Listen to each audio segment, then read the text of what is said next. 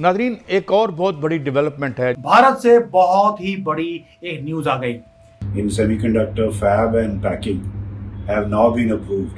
News ये थी कि भारत ने अपना सेमीकंडक्टर वो खुद का निकाल लिया है और इतना कुछ हो रहा है। ये कटिंग एज टेक्नोलॉजी है जो हमने डेवलप कर ली है। 4 semiconductor factories in Odisha, Andhra Pradesh and Punjab. तो 100 साल आगे की सोचते हैं और क्यों दुनिया में कामयाब है।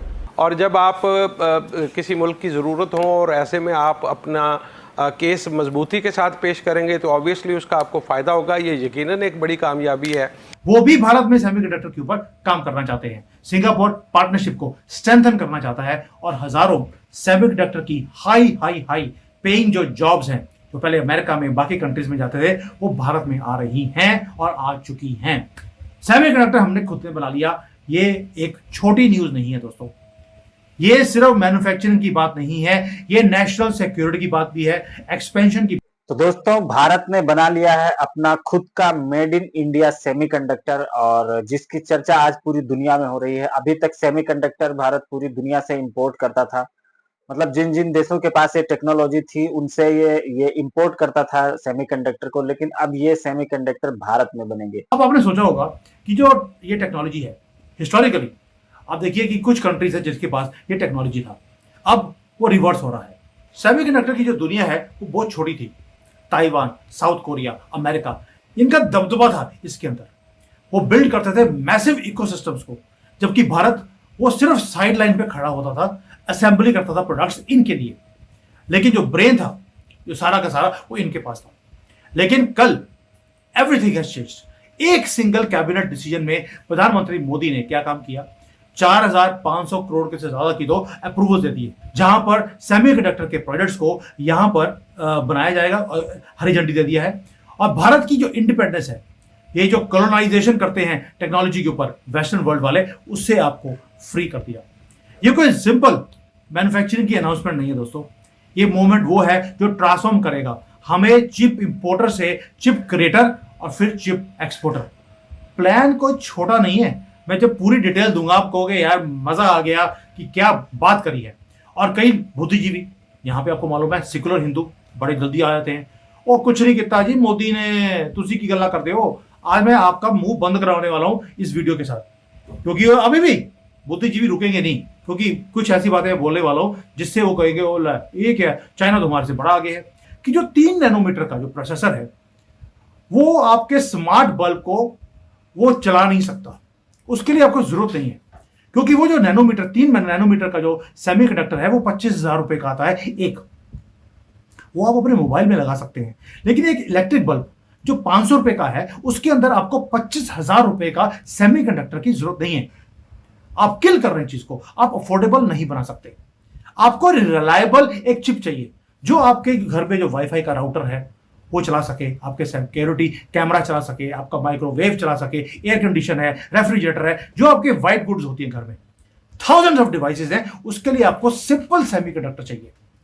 और इसीलिए अगर आप याद होगा जब अपना ये कोविड-19 आया था, हमें यहां पे पता लगा कि हमारी जो कार की प्रोडक्शन है वो रुक गई है।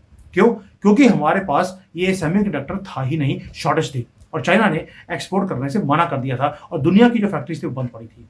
अब ये जो सिंपल जिसको लेगेसी चिप्स बोलते हैं, ये स्टीयर अप करती है हर चीज को, ये बैकबोन है हर प्रोडक्ट की। उसके लिए आपको 28 से लेकर 90 नैनोमीटर की चिप्स ही चाहिए और मॉडर्न लाइफ का ये बैकबोन है। और भारत इसी के अंदर एंटर कर रहा है। भाई आपको 10,000 करोड़ रुपए की प्रोजेक्ट लगाने की जरूरत ही नहीं है, और वो भी वो प्रोजेक्ट जो 6 महीने में खत्म हो जाए, क्योंकि 6 महीने के बाद टेक्नोलॉजी हायर चली जाएगी, वो प्रोजेक्ट बिल्कुल रिडंडेंट हो जाता है। लेकिन भारत ने क्या किया, आपको मैंने न्यूज दिया ये वाला कि आपने क्या बोला, 4 प्लांट की प्राइस है 4,500 करोड़ रुपए। एक प्लांट जो वेस्टर्न पावर्स बोलती हैं उन्होंने बोला कि भारत में 10 प्लांट लगाएंगे, 1.5 लाख करोड़ रुपए लगाएंगे 10 प्लांट पे, यानी कि एवरेज 15,000 करोड़ रुपए एक प्लांट का। और हमने अनाउंस कर दिया 4 प्लांट 4,000 करोड़, 1,000 करोड़ में काम खत्म। क्यों? क्योंकि हम गए हैं 28 से लेकर 90 नैनोमीटर की सेमीकंडक्टर के ऊपर। अब ये रेवोल्यूशनरी मास्टर प्लान कैसे है, बुद्धिजीवों की बात मत करो, क्योंकि वो बोलेंगे 28, वो तो 2-3 पे काम कर रहे हैं, आप 28 लेके क्या करोगे। जायंट्स जो कंपनीज हैं वो आपसे ज्यादा बुद्धिजीवी नहीं है। टाटा, माइक्रॉन, HCL, फॉक्सकॉन, ये सारे के सारे भारत में इन्वेस्ट कर रहे हैं इसी सेमीकंडक्टर एक्सेलेंस के ऊपर। नोएडा से लेकर बेंगलोर तक कटिंग एज जो चिप डिजाइन के सेंटर्स हैं वो भारत में खुल रहे हैं। डिजाइनिंग भी हम बनाएंगे, उसकी मैन्युफैक्चरिंग भी हम करेंगे और उसके बाद उस प्रोसेसर्स को भारत में ही बनाएंगे। और टारगेट क्या है? टारगेट है कि जो आपका इन हाउस डिजाइनिंग है, फैब्रिकेशन है और उसके बाद मैन्युफैक्चरिंग है वो भारत में ही होना चाहिए।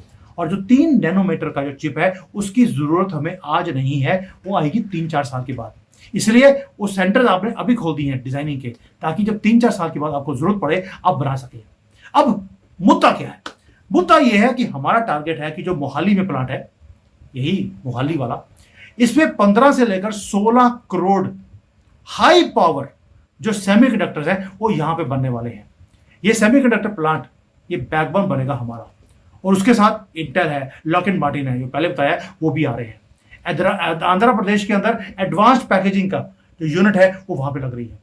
ईच प्रोजेक्ट, कोई मोहाली में, कोई आंध्रा में, कोई उड़ीसा में, कोई गुजरात में स्टेशन कर दिया आपने, स्ट्रेटेजिकली पोजीशन किया एक एक चीज को, ताकि आपकी जो डोमेस्टिक डिमांड है चारों डायरेक्शन में वो पूरी हो सके।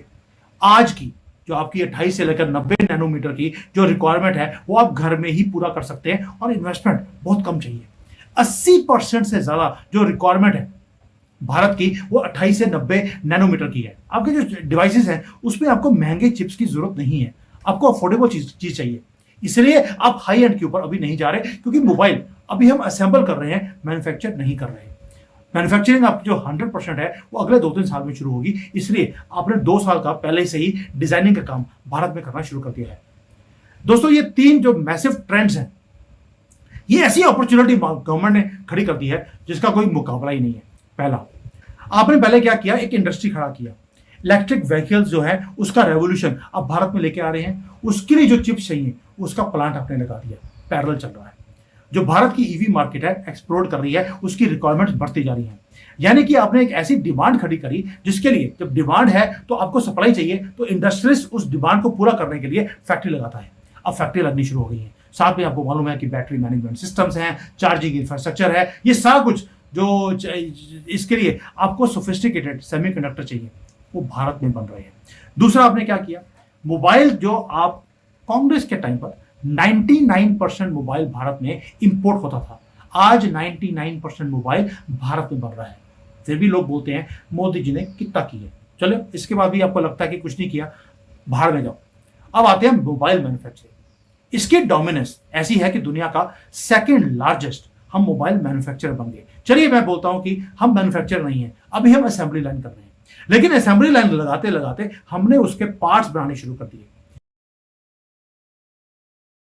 दोस्तों, पाकिस्तान का मीडिया जल रहा है क्योंकि भारत में कोई भी डेवलपमेंट होती है पाकिस्तानियों को बहुत ज्यादा तकलीफ होती है। ये सेमीकंडक्टर जो भारत अभी तक दूसरे दूसरे देशों से इंपोर्ट करता आया था, अब इंपोर्ट करने की जरूरत नहीं पड़ेगी। ये सेमीकंडक्टर अब भारत में ही बनेंगे और ये एक बहुत बड़ी डेवलपमेंट है, बहुत बड़ी सफलता है टेक्नोलॉजी के क्षेत्र में भारत के लिए, क्योंकि ऐसी टेक्नोलॉजी जिसके पास होती है वो टेक्नोलॉजी शेयर नहीं करता कोई भी। और भारत ने खुद की टेक्नोलॉजी बनाई है, तो अब भारत इसको ना सिर्फ बना के खुद यूज करेगा बल्कि इसको एक्सपोर्ट भी करेगा।